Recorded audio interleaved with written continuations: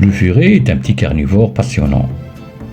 Pour vous en occuper au mieux, lui garantir une bonne hygiène et de bons soins.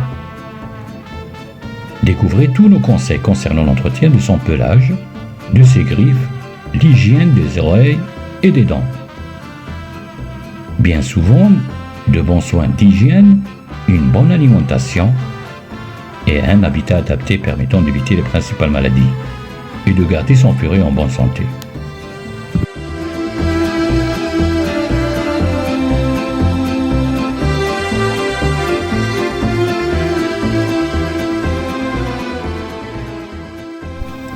Le furet subit une mue saisonnière 2 fois par an.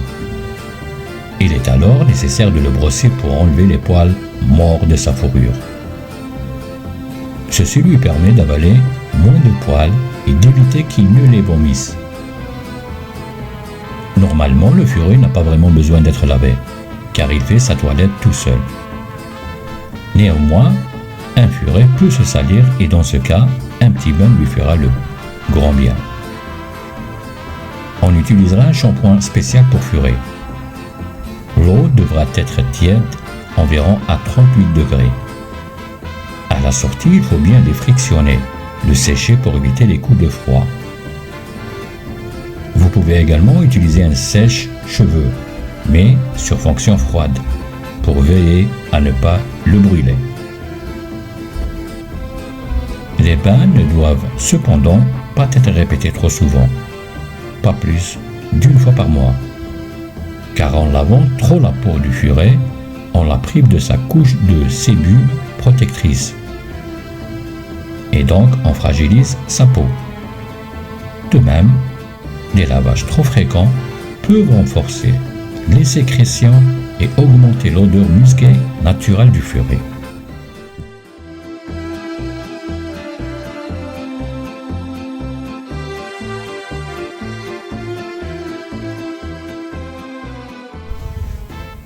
Le furet de maison marche rarement sur des surfaces dures.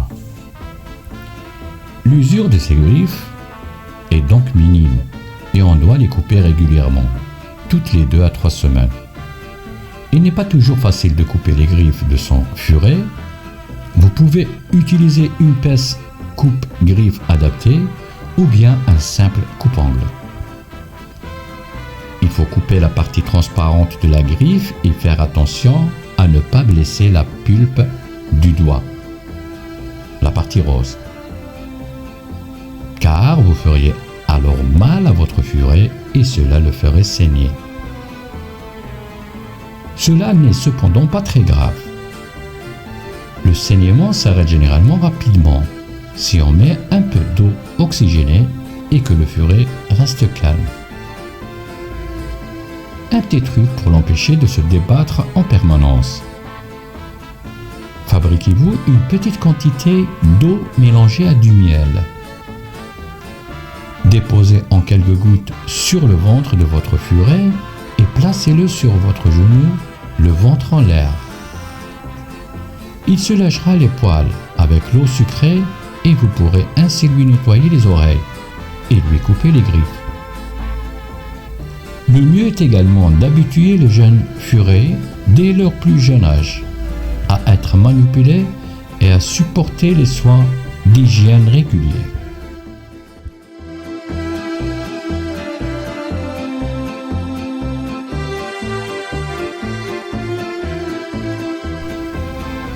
Il faut également entretenir régulièrement les oreilles de son furet.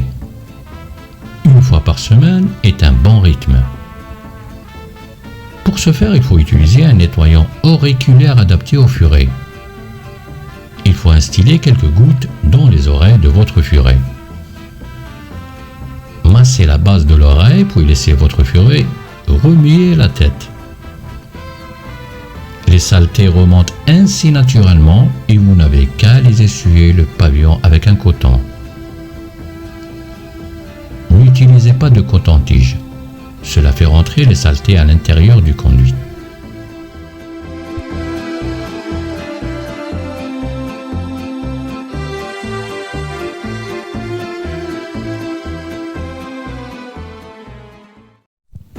La meilleure façon de préserver les dents du furet est de le nourrir exclusivement avec de la nourriture sèche, sous forme de croquettes afin d'éviter l'accumulation de tartre. Vous pouvez aussi lui brosser les dents ou utiliser un dentifrice en pâte et lui passer avec le doigt. Il faut surveiller régulièrement la bouche et les dents de votre furet pour voir si ces dernières ne sont pas trop entartrées. Parfois, un détartrage s'impose. Il pourra être pratiqué sous anesthésie par votre vétérinaire.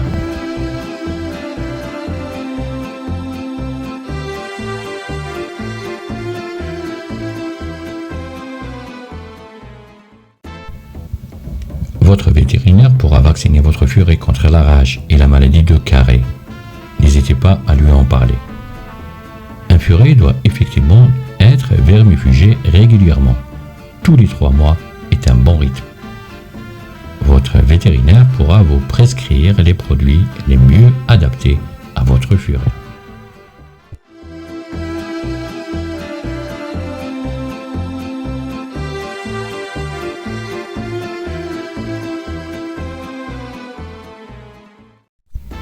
Les hamsters sont des animaux de compagnie adaptés pour les enfants parce qu'ils sont doux et faciles à prendre en charge.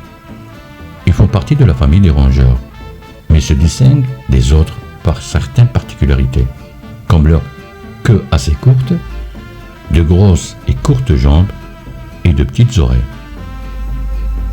Nous reparlerons dans notre prochaine vidéo sur son caractère, comment le soigner et faire une maison adaptée à ses besoins, son alimentation, sa santé et la reproduction. Il me reste maintenant de vous dire, prenez soin de vous et de vos animaux.